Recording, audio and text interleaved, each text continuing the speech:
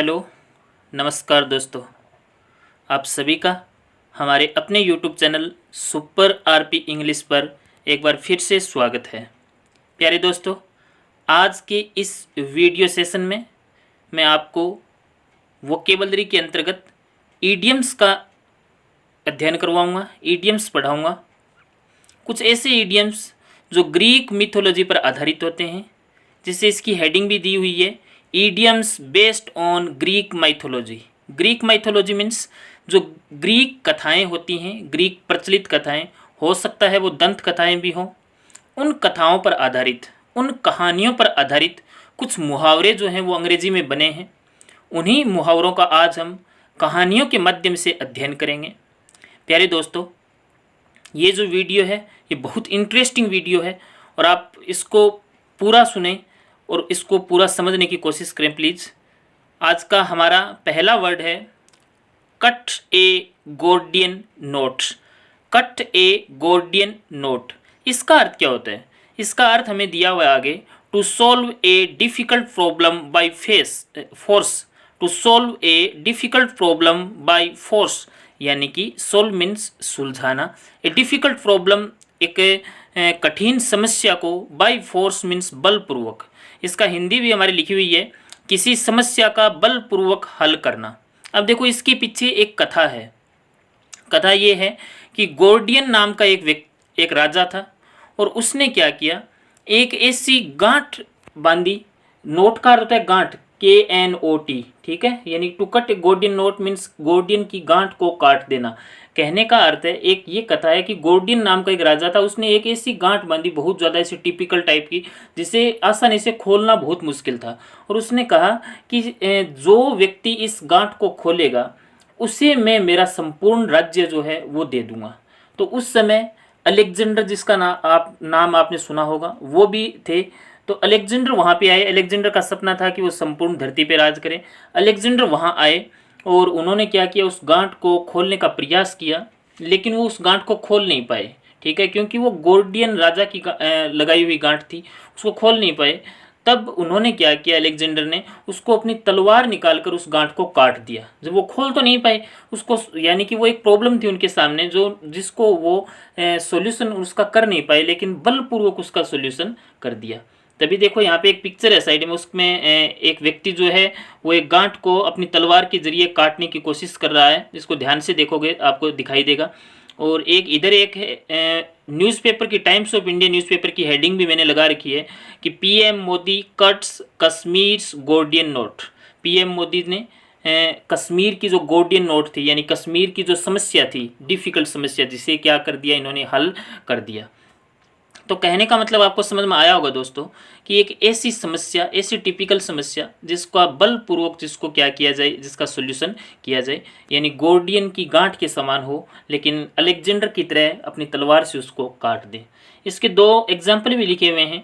The government has cut J&K's Gordian knot by abolishing article 370। Government ने काट दिया है J&K's गोर्डियन नोट, यानी J&K की जो गोर्डियन नोट थी उसको काट दिया है बाई अबोलिशिंग। अबोलिश का अर्थ होता है नष्ट करना, खत्म करना, ठीक है। आर्टिकल 370, जो पहले कश्मीर में आर्टिकल 370 लगा हुआ था, जिससे उसको विशेष राज्य का दर्जा प्राप्त था, उसको नरेंद्र मोदी जी की सरकार ने, यानी BJP सरकार ने उसको अबोलिश कर दिया है, यानी कि ये गोर्डियन नोट जो थी उसका सॉल्यूशन कर दिया है। 2 नंबर एग्जांपल हो रहा है, to make him understand is like cutting a Gordian knot, यानी उसे समझाना एक गोर्डियन नोट को काटने के समान है। उसे समझाना, टू मेक हिम अंडरस्टैंड, उसे समझाना, is like cutting a Gordian knot, एक गोर्डियन नोट को काटने के समान है। तो दोस्तों आपको समझ में आया होगा गोर्डियन नोट क्या है। गोर्डियन की लगाई हुई गांठ, और गोर्डियन कौन था, एक राजा था, उसी के नाम पे ये मुहावरा हमारे प्रचलन में आ गया, ठीक है। आगे बढ़ते हैं हमारे ईडियम नंबर 2 की तरफ, मिडेस टच। अब दोस्तों इसके बारे में समझाता हूँ। मिडेस भी एक राजा था और उसने अपने इष्ट देव से, ये ग्रीक कहानियाँ हैं, मिडेस ने अपने इष्ट देव से बहुत ज़्यादा उसकी तपस्या की, ठीक है, बहुत ज़्यादा पूजा अर्चना की। तब उन्होंने उसके इष्ट देव ने उसको वरदान दिया और बोला कि तुझे क्या चाहिए। तो मिडेस ने बोला कि मुझे ऐसा वरदान दो, ऐसी शक्ति दो कि जिस चीज़ को मैं छूँ, जिस चीज़ को मैं टच करूँ, वो चीज़ सोने में चेंज हो जाए, वो चीज़ सोना बन जाए। तो उसके जो देवता थे उन्होंने बोल दिया कि ठीक है ऐसा ही होगा। तो मिडेस टच यानी मिडेस एक ऐसा राजा जिसके टच करते ही कोई चीज़ सोने में बदल जाए। लेकिन बाद में क्या हुआ, वो जिस चीज़ को भी टच करता वो चीज़ सोने में बदल जाती। लेकिन धीरे धीरे ये उसके लिए समस्या बन गई। जब वो खाना खाने बैठता है तो खाना भी जो था वो भी सोने में बदल जाता। जो वो अपनी वाइफ को टच करता है तो वो भी सोने में बदल जाती। तो ये सारी उसके सामने समस्या आने लगी। तो मिडेस टच का अर्थ है गोल्डन टच। गोल्डन मीन्स सुनहरा। तो सुनहरा स्पर्श, देखो मिडेस टच एक प्रकार की क्वालिटी होती है, ठीक है। मिडेस टच अलग अलग व्यक्तियों में, मान लो कोई ऐसा व्यक्ति हो जैसे बीजेपी की जो गवर्नमेंट है उनमें नरेंद्र मोदी जी एक मिडेस टच के समान है, उनके पास मिडेस टच की क्वालिटी है। तो कहने का मतलब है सुनहरा स्पर्श, ऐसी जिसको हाथ लगाते जिसके आते ही सब कुछ काम सही हो जाए उसको बोलते हैं मिडेस टच। इसमें एग्जाम्पल लिखा हुआ है, because of his Midas touch the company is in great profit. यानी कि मिडेस टच के कारण the company is in great profit, जो कंपनी है वो बहुत ज़्यादा लाभ में चल रही है। और 2 नंबर एग्जाम्पल है, owing to Modi's Midas touch, Modi के मिडेस टच के कारण India's foreign policy is in a good condition. India की जो फॉरेन पॉलिसी यानी विदेश नीति है वो एक अच्छी कंडीशन में है। नीचे 2 फोटो दिखाई हुई है, जो राइट हैंड वाली फोटो है, राइट साइड वाली, उसमें देखो एक राजा है, एक व्यक्ति है जिसके हाथ में जो कुछ भी उसने ले रखा है वो सोने का है। जैसे उसकी पीछे टेबल कुर्सी सब कुछ सोने की है, यानी मिडेस राजा था, उसको ये वरदान प्राप्त था। और ये अखबार की कटिंग है, Prashant Kishor the man with the Midas touch. ये टाइम्स ऑफ इंडिया न्यूज़ की ये आई है। नीचे लिखा हुआ है अपडेटेड 22 जनवरी 2016, यानी कि 22 जनवरी 2016 की 2016 की ये न्यूज़ है। प्रशांत किशोर बिहार के एक नेता हैं, उसके बारे में ये न्यूज़ इसमें छपी थी। तो आपको समझ में आया होगा मिडेस टच का अर्थ है गोल्डन टच। ये कहानी के माध्यम से हम इसको पढ़ रहे हैं। 3 नंबर है हरक्यूलियन टास्क, यानी very difficult task. Herculean task का अर्थ क्या होता है, बहुत ज़्यादा मुश्किल कार्य। हिंदी में भी लिखा हुआ है बहुत ही मुश्किल कार्य। अब मैं इसके पीछे की कहानी भी आप लोगों को बताता हूँ। हरकुलियन क्या था, हरकुलस नाम था इसका। एक हरकुलस एक हीरो था, ग्रीक हीरो, ठीक है। जैसे हमारे इंडिया में जैसे बोले तो बाहुबली, वैसे ही ग्रीक कथाओं में हरकुलस नाम का एक हीरो था, जो बहुत डिफ़िकल्ट जो कार्य होते थे, बहुत मुश्किल जो कार्य होते थे वो हरकुलस ही कर सकता था। तो इसीलिए उसी के नाम से ये ईडियम पड़ गया कि वेरी डिफ़िकल्ट टास्क, ठीक है, बहुत मुश्किल कार्य। और हरकुलस, एक बात और बता दूं, एक साइकिल कंपनी का नाम भी हरकुलस है। वो भी इतनी मजबूत है, वो भी मुश्किल कार्य कर सकती है। मान लो बहुत ज़्यादा उस पर आप भार ढो सकते हो, ठीक है, तो वो भी बहुत ज़्यादा मजबूत है, इसीलिए वेरी डिफ़िकल्ट टास्क। इसमें एक नीचे 2 फोटो लगाई हुई हैं और दोनों आपको दिख रहा होगा साइड वाली फ़ोटो में राइट हैंड में कि एक ऐसा व्यक्ति है जो 5 है, उसके सामने जाइंट हैं, जाइंट मतलब राक्षस टाइप के हैं, और उनको वो अकेला मार रहा है। तो यहीं से ये ईडियम का उदय हुआ है और इसका अर्थ है वेरी डिफ़िकल्ट टास्क, बहुत मुश्किल कार्य। तो देखते हैं इसके example. To crack CGLE only in 1 month, 1 month में, केवल 1 मंथ में सीजीएलई को क्रैक करना, यानी सीजीएलई एग्जाम जो होती है उसको फाइट करना, is really a Herculean task, वास्तव में बहुत ही मुश्किल कार्य है। फॉर एन एवरेज स्टूडेंट, यानी एक सामान्य विद्यार्थी के लिए ये बहुत ही मुश्किल कार्य के समान है। एंड नेक्स्ट है, to wipe out corruption from India is a Herculean task, यानी कि वाइप आउट मीन्स नष्ट कर देना, मिटा देना एक हिसाब से। करप्शन मीन्स भ्रष्टाचार। फ्रॉम इंडिया, भारत में भ्रष्टाचार को मिटाना is a Herculean task means एक बहुत ही मुश्किल कार्य है। एक इसमें नीचे लिखा हुआ है कोष्टक में कि Hercules was the Greek hero, Hercules एक ग्रीक हीरो था, and the son of Zeus, son of जीवस बोलते हैं इसको, जीवस का वो पुत्र था। जीवस कौन था, जिसे ग्रीक कथाओं में लॉर्ड ऑफ लॉर्ड्स कहा जाता है, यानी कि देवताओं का देवता जिसको कहा जाता है, उसका पुत्र था हरकुलस, और वो बहुत ज़्यादा मुश्किल कार्य करता था। इसीलिए ये ईडियम निकल के आया दोस्तों, हरकुलियन टास्क। आपको याद हो गया होगा, बहुत ही मुश्किल कार्य। 4 नंबर वर्ड है अकील्स हिल्स। अकील्स हिल्स, इसका अर्थ भी क्या है, वल्नरेबल या वीक पॉइंट। वल्नरेबल का अर्थ क्या होता है, जहाँ एक ऐसा पॉइंट जिसके जरिए हम किसी को हानि पहुंचा सकते हैं, वल्नरेबल पॉइंट, ठीक है। Vulnerable point means weak point किसी का। अब देखो इसके पीछे भी एक कहानी है। अकील नाम का एक राजकुमार था, और जब वो छोटा था तो उसकी माँ ने उसे एक नदी में नहलाया। और उस नदी की मान्यता ये थी कि अगर उस नदी में कोई नहा लेता था तो उसका शरीर जो है वो पूरा का पूरा वज्र का हो जाता था, यानी किसी भी प्रहार का, किसी भी वार का, किसी भी चोट का उस शरीर पे असर नहीं पड़ता था। लेकिन उसकी माँ ने क्या किया, जब अकिल छोटा था तो उसकी जो एडी है, हील मीन्स एडी, अकिल की एडी, ठीक है, उसकी जो एडी है, हील है, उसको पकड़ के उसके अंदर डुबो दिया। तो हुआ क्या, नदी में उसका सारा शरीर डूब गया लेकिन जो एडी थी ना वो बाहर रह गई, ठीक है। तो जब वो बड़ा हुआ राजकुमार, तो जब युद्ध में गया तो उसका सारा शरीर वज्र का था, उसके शरीर पे बहुत सारी चोटें की दुश्मन ने, लेकिन उसके ऊपर असर नहीं हुआ। लेकिन एक एडी जो थी वही उसका वीक पॉइंट थी, और जब सामने वाले दुश्मन ने उसकी एडी पे जब वार किया तो वो मर गया। जैसे पिक्चर में दिखा रखा है कि दो योद्धा लड़ रहे हैं, लेकिन एक योद्धा के नीचे एडी में तीर लगा हुआ है और उसकी वजह से वो हार रहा है। यानी किसी व्यक्ति का सबसे कमज़ोर पक्ष, ठीक है, अकिल हील मीन्स सबसे कमज़ोर पक्ष। जैसे मान लो कोई विद्यार्थी है, कोई स्टूडेंट है जिसको मैथ्स कम आती है, इंग्लिश ज़्यादा आती है, तो जब पेपर देने जा रहा है तो वो बोलेगा कि maths is my Akil hills, यानी कि मैथ्स मेरा क्या है, अकिल हिल है। यानी कि अकिल की एडी मीन्स वीक पॉइंट है किसी का, जहाँ पे वो मार खा सकता है। एग्जाम्पल दिया है कि general knowledge is an Achilles heels for a CGLE aspirant. CGLE का जो एस्पिरेंट होता है उसके लिए जनरल नॉलेज एक अकिल हील के समान होता है, उसका सबसे ज़्यादा वल्नरेबल या वीक पॉइंट होता है, क्योंकि जनरल नॉलेज यानी जीके सीजीएलई के बच्चे कम पढ़ते हैं और वहीं पे वो मार खा जाते हैं। और 2 नंबर है corruption is an Achilles heels for Indian economy. Corruption, भ्रष्टाचार जो है वो भारतीय अर्थव्यवस्था का सबसे कमज़ोर बिंदु है, क्योंकि भ्रष्टाचार की वजह से भारतीय अर्थव्यवस्था पिछड़ रही है। अगर सब ईमानदार होंगे तो अर्थव्यवस्था बहुत अच्छी चलेगी, यही बात है। और नीचे एक फोटो और दी हुई है जिसमें टाइम्स ऑफ इंडिया की ये न्यूज़ है कि अनएम्प्लॉयमेंट गवर्नमेंट्स अकील्स हिल्स, यानी कि अनएम्प्लॉयमेंट यानी जो बेरोजगारी है वो गवर्नमेंट की अकिल हिल है, यानी कि सबसे कमज़ोर पक्ष है गवर्नमेंट का, ठीक है। हर काम में गवर्नमेंट अच्छा कर रही है, लेकिन रोज़गार नहीं दे पा रही है बच्चों को, जो विद्यार्थी पढ़ने वाले हैं उनको रोज़गार नहीं मिल रहा है, तो वो उसका एक कमज़ोर पक्ष हो गया, वो उसका वीक पॉइंट हो गया, जो उसको चुनाव में जाके आगे जाके उसका कहीं ना कहीं उसका घाटा कर सकता है, हानि कर सकता है। तो अकिल हिल से आप समझ गए होंगे कि अकिल नाम का राजकुमार था जिसकी एडी को छोड़कर सारा शरीर वज्र का था और एडी उसका वीक पॉइंट थी, और उसी के कारण उसने युद्ध में क्या किया, उसकी हार हुई। नेक्स्ट 5 नंबर देखते हैं, आग्स आइट। आग्स आइट यानी वॉचफुल या ऑब्जर्वेंट, वॉचफुल या फिर ऑब्जर्वेंट आपको दिखाई दे रहा है। वॉचफुल और ऑब्जर्वेंट का अर्थ क्या होता है, बहुत ही चौकन्ना होना या बहुत ही सावधान होना। आग्स आइट, अब देखो आपको ये पिक्चर दिखाई दे रही है जिसमें एक राक्षस है, एक जाइंट है ये, ठीक है, और उसकी बहुत सारी आंखें दिखाई दे रही हैं आप लोगों को। सामान्य व्यक्ति की कितनी आंखें होती हैं, 2 आंखें होती है, 2 आंखों से देख सकता है।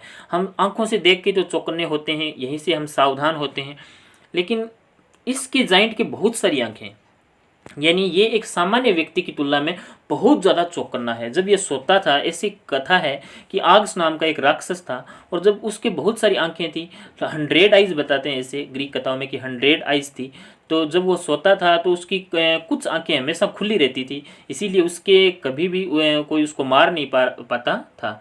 यानी कि आग साइड मीन्स क्या होता है, बहुत ही चौकन्ना या फिर सावधान। पिक्चर के जरिए आप इसको देख सकते हो, समझ सकते हो।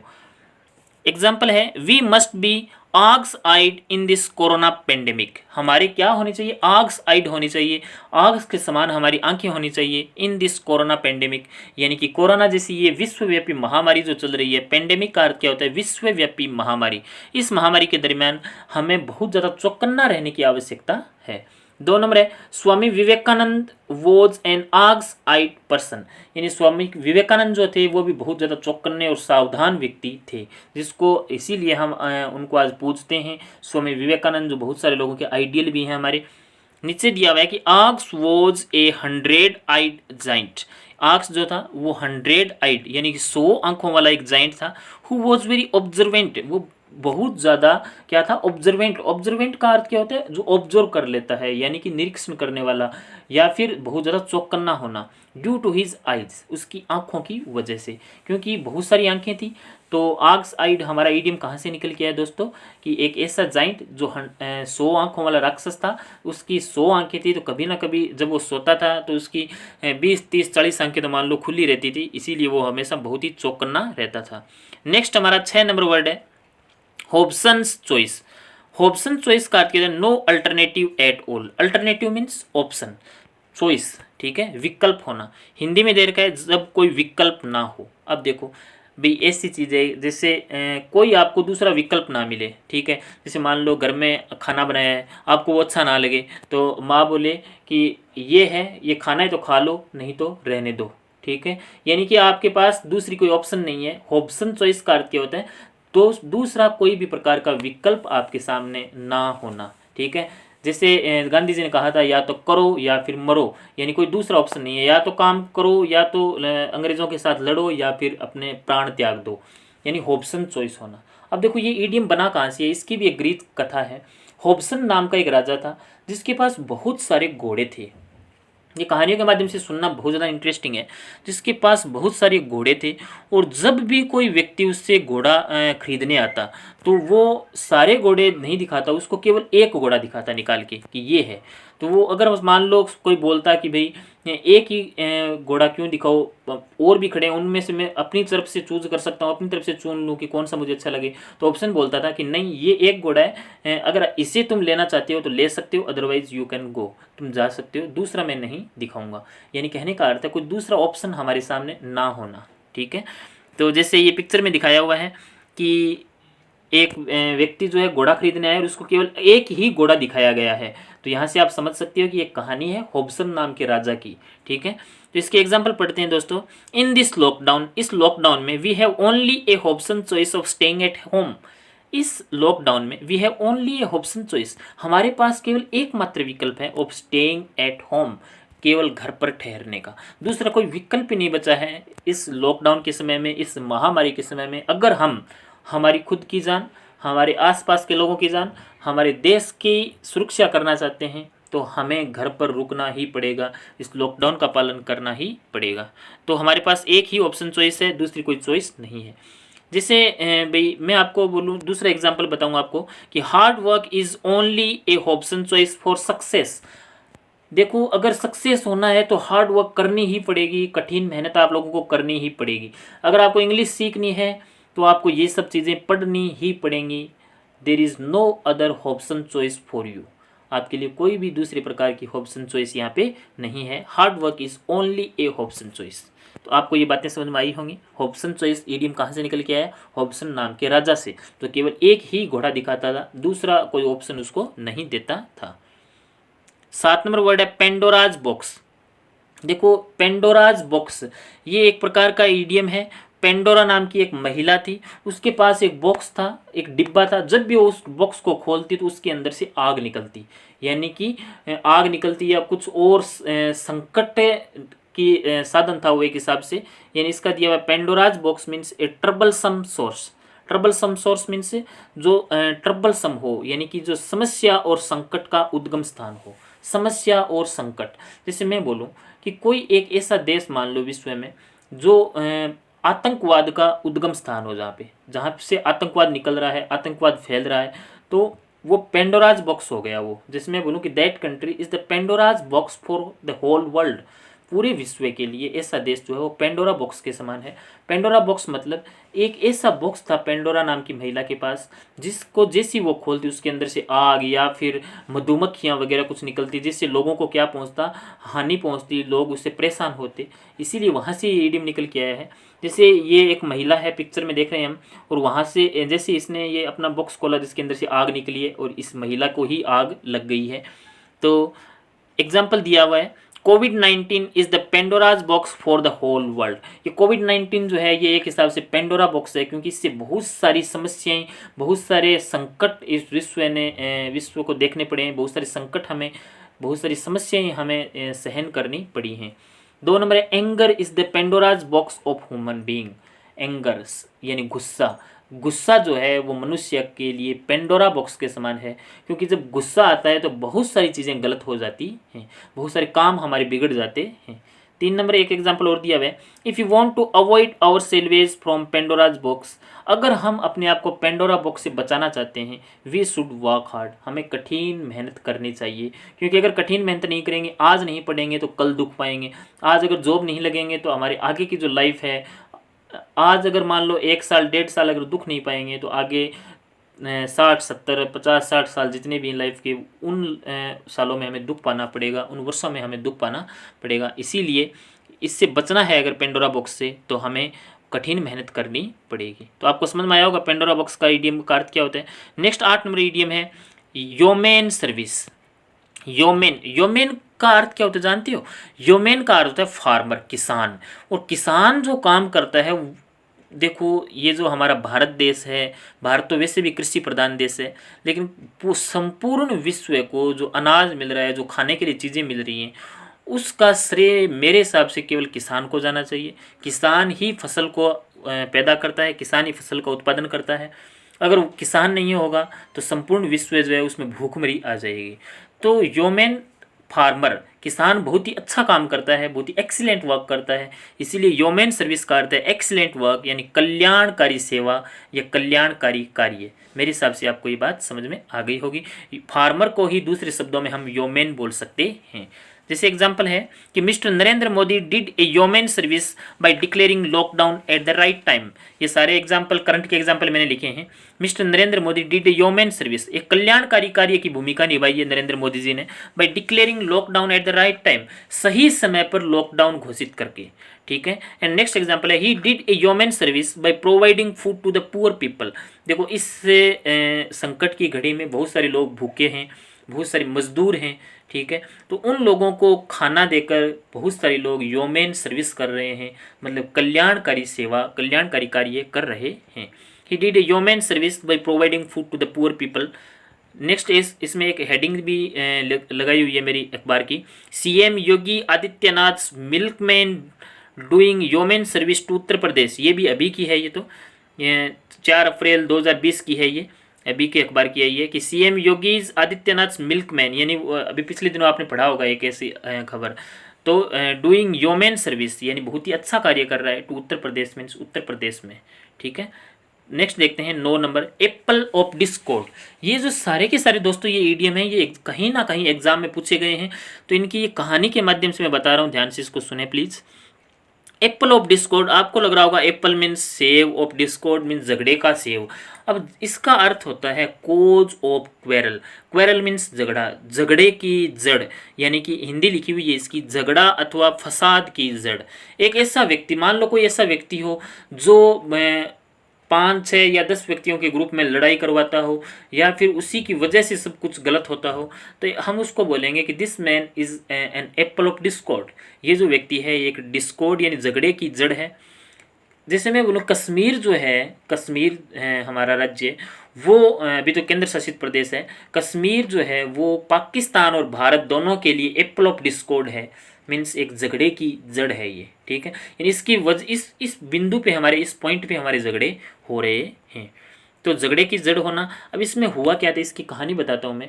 एक बार एक कोई महिला थी, उसको उसके साथ वाले जो थे वो सारे के सारे पार्टी करने गए थे कहीं पे। ये दंत कथा है ग्रीक की, यानी किसी शादी में गए थे और उसको, उस महिला को उस शादी में इनवाइट नहीं किया गया। तब उसको, उस महिला को गुस्सा आ गया, तो उसने क्या किया भाई, जब 5 दोस्त हों उनमें से 4 किसी शादी में गए और एक जो है वो घर बैठा रहे, तो ये तो गुस्सा तो आना लाजमी था उसका। तो उसने क्या किया, एक सोने का सेव यानी कि गोल्ड एप्पल था, उसको लेके गई, वो उस शादी में गई और बहुत सारे लोग खड़े थे उनके बीच में वो फेंक दिया।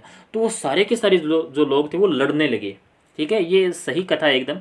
वो सारे के सारे लोग लड़ने लगे कि मेरा है ये सेव, मेरा है ये सेव, मेरा है। तो उनके बीच में क्या हो गया, झगड़ा हो गया। उस दिन से ये ईडियम बन के आया हमारे सामने कि एप्पल ऑफ डिस्कॉर्ड यानी कि झगड़े का सेव। या फोटो में आपको पिक्चर में दिखाया हुआ भी है, एक सोने का, गोल्ड का एक सेव है।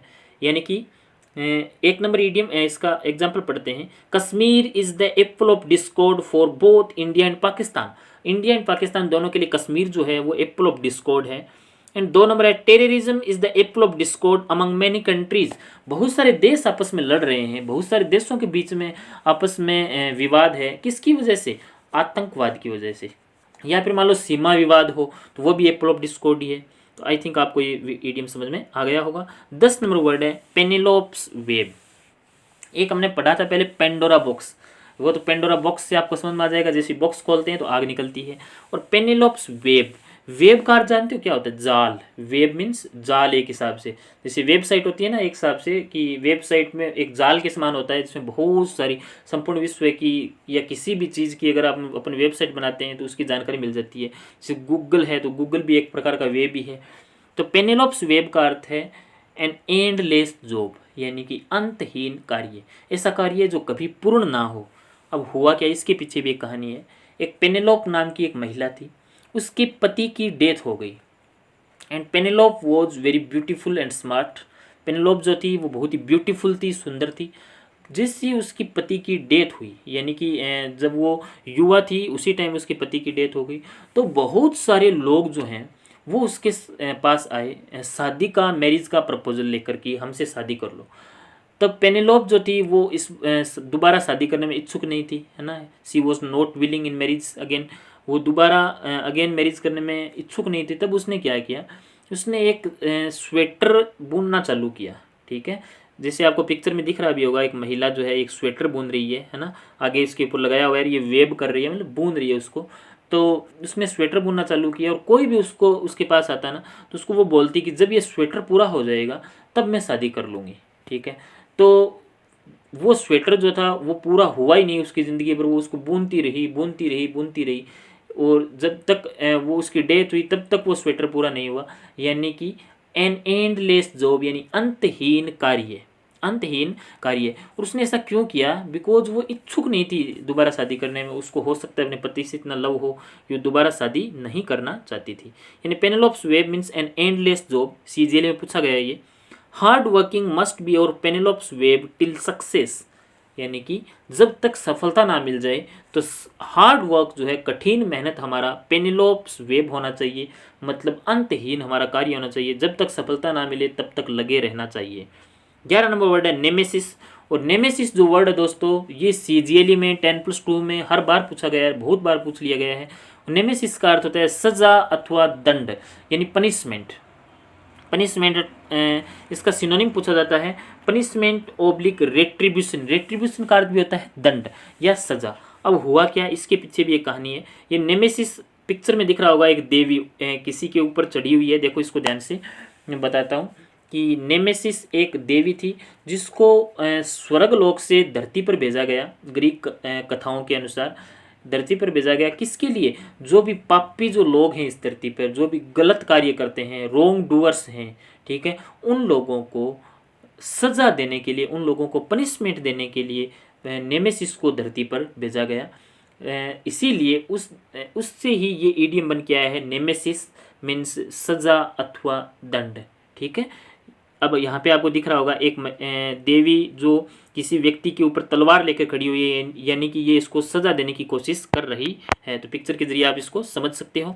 एग्जाम्पल पढ़ते हैं दोस्तों। Nemesis was a Greek goddesses who was sent on this earth to punish the sinners. Nemesis was a Greek goddesses. Nemesis जो थी वो एक ग्रीक देवी थी। हु वॉज सेंट, जिसे भेजा गया था, ऑन दिस अर्थ, इस पृथ्वी पर, to punish the sinners. Sinner का अर्थ होता है पापी, पापी लोगों को पनिश करने के लिए। एंड सेकंड वन है carelessness against corona.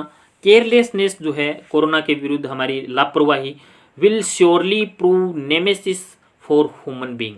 Will surely prove nemesis, यानी ये हमारे लिए एक पनिशमेंट के समान साबित होगा फॉर ह्यूमन बीइंग, माने संपूर्ण मानव जाति के लिए। इसलिए हमें केयरलेस नहीं रहना है, केयरफुल रहना है। तो नेमेसिस का अर्थ आपको समझ में आया होगा, सजा अथवा दंड। नेमेसिस एक देवी थी जो धरती पे आई रॉन्ग डूअर्स या सिनर्स को दंड देने के लिए, सजा देने के लिए।